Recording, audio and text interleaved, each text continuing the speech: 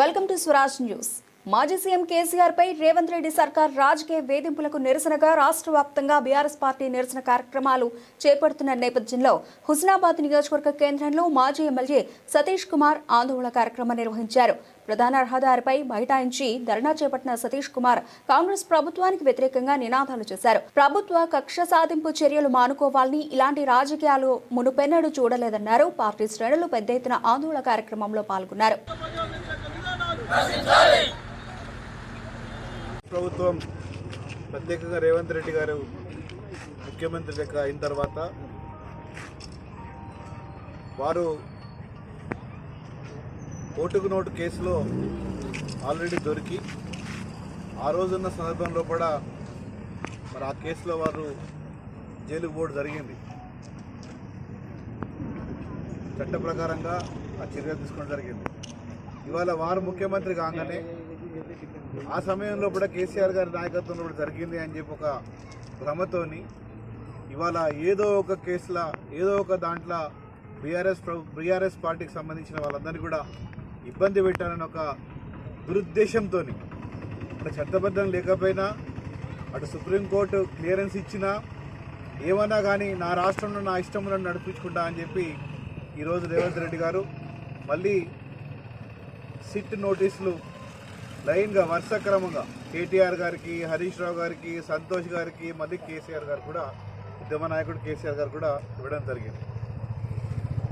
ఏ ప్రభుత్వం, ఇన్ని ప్రభుత్వాలు చూసినాం, ఏ ప్రభుత్వం అయినా కానీ ఒక విచారణ అప్పచెప్పిన తర్వాత ఆ విచారణ అనేది జరుగుతూనే ఉంటుంది. కాకపోతే ఏమీ లేని దాంట్లో సుప్రీంకోర్టు కూడా ఆర్డర్ ఇచ్చిన తర్వాత కూడా సిట్ నోటీస్ పంపించి మళ్ళా లేనిపోని ఆందోళన, లేనిపోని ఇబ్బందులు మా యొక్క బీఆర్ఎస్ పార్టీ నాయకులకు కలిగించుకుంటూ మరి ముందుకు సాగడం మీద మరి ఈరోజు మళ్ళీ మా ఉద్యమ నాయకుడు, మా అధ్యక్షులు, మొదటి ముఖ్యమంత్రి, తెలంగాణ మొదటి ముఖ్యమంత్రి గారు కేసీఆర్ గారికి మొదలు నోటీస్ ఇస్తే వారు వివరంగా చెప్పడం జరిగింది. ఎన్నికల సమయం ఉన్నది కాబట్టి, మున్సిపాలిటీ ఎన్నికలు అవుతున్నాయి కాబట్టి, కార్పొరేషన్ ఎన్నికలు అవుతున్నాయి కాబట్టి నేను దీంట్లో నిమగ్నమై ఉన్నాను, నాకు కొంచెం సమయం కావాలి అంటే ఆ సమయం ఇవ్వకుండా నిన్న సాయంత్రం నోటీసులు గోడకు అతికేసి మీరు ఫలానా చోట మీరు రావాలే, మిమ్మల్ని మేము ప్రశ్నిస్తాము అని చెప్పి చెప్పడం జరిగింది.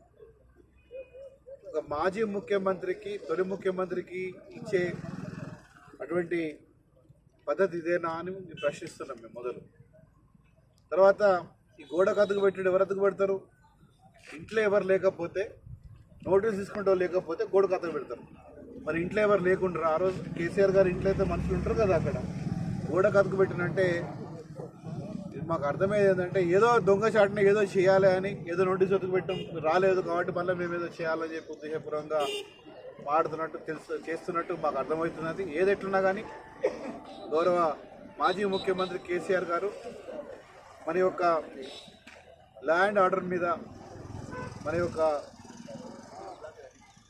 కాన్స్టిట్యుయెన్సీ మీద, కాన్స్టిట్యూషన్ మీద నమ్మకం ఉంది కాబట్టి తప్పకుండా న్యాయపరంగా ఏ విధంగా ఉండాలో నేను చట్టాన్ని గౌరవిస్తా అని చెప్పి వారి సిట్కి వాళ్ళ హాజరవుతున్నారు. మరి ఇది ఎన్నికల సమయంలో కూడా పెద్ద మనిషి, ఏజ్ కూడా 65 సంవత్సరాలు దాటిన వ్యక్తికి ఇటువంటి బాధాకరంగా మీరు పిలుచుడు అనేది మా అందరికి కూడా, మా యొక్క ఆలోచన అంతా కూడా, మా యొక్క మా హృదయం అంతా కూడా బాధపడుకుంటూ మరి ఈరోజు ప్రభుత్వం చేస్తున్న వైఖరి గురించి ఎండగట్టాలనే ఒక ఉద్దేశంతో గ్రామాన కూడా మేమందరం నిరసన ప్రదర్శనలు చేసుకుంటూ తెలపడం జరుగుతున్నది. ఇటువంటి వైఖరి కనుక ప్రభుత్వం కొనసాగించాలంటే ముందు పెద్ద ఉద్యమాలే చేయవలసిన అవసరం పడుతుంది. ప్రజల పక్షాన మేము ఉంటాం కాబట్టి ప్రజల పక్షాన కూడా విచారించవలసిన అవసరం ఉంటుంది మాకు. మరి ఇవాళ కాంగ్రెస్ ప్రభుత్వం వచ్చినప్పటికెళ్ళి ఎన్నో హామీలు ఇచ్చింది, ఏ ఒక్క హామీ కూడా నెరవేర్చలేదు. ఏదో బస్సు హామీ తప్ప ఇంకోటి, ఏ ఫ్రీ బస్ హామీ తప్ప ఇంకోటి ఏది కూడా నెరవేర్చలేదు. రైతులకు 15,000 రూపాయలు రైతు బంధు ఇస్తామని చెప్పి అన్నారు, అది భరోసా ఇస్తామన్నారు, అది కూడా ఇవ్వలేదు.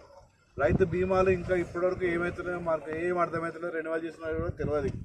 అదేవిధంగా మరి కరెంట్ 24 గంటలు ఇస్తా అన్నారు. ఇప్పుడు కరెంట్ వస్తలేదు. కరెంట్కి ఎప్పుడు పోతుందో కూడా అర్థం కాని పరిస్థితిలో ఉంది. ప్రత్యేకంగా రైతులందరూ కూడా నాట్లు వేసుకొని ఎరువుల కోసం ఇట్లా మాకు ఎప్పుడు వస్తుందా అని చెప్పి రాత్రి పగలు కూడా పిఎస్సిఎస్ ఆఫీస్ లోపల మరి వేచి ఉండడం కూడా మనం చూసినాం. వాళ్ళకు ఇచ్చేది కూడా ఎంత ఎకరానికి 2 బస్తాలు ఇచ్చాడు. చాలా ఇబ్బందికరంగా రైతులను వాళ్ళు ఇబ్బంది పెడుతున్న సంగతి కూడా గమనించాలి.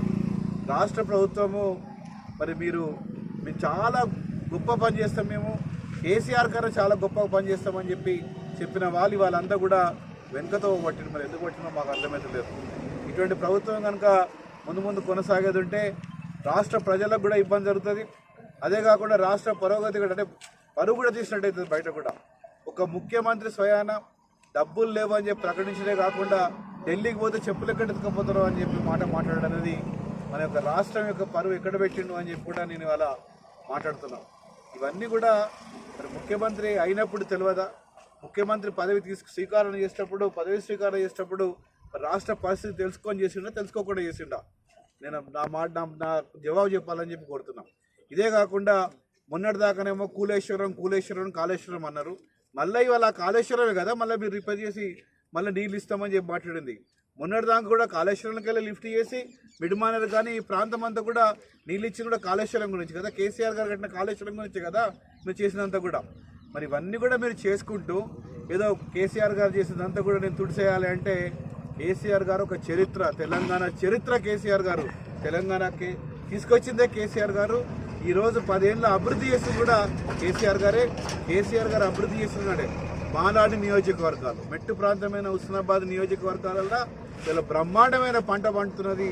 దానికి కారకులు కూడా కేసీఆర్ గారు అని చెప్పి కూడా నేను తెలియజేస్తున్నాను. ఇప్పుడున్న వాళ్ళు ఏదో ముచ్చట మాట్లాడతారు, కానీ ప్రజలకు తెలుసు ఏమైంది ఏం సంగతి అనేది.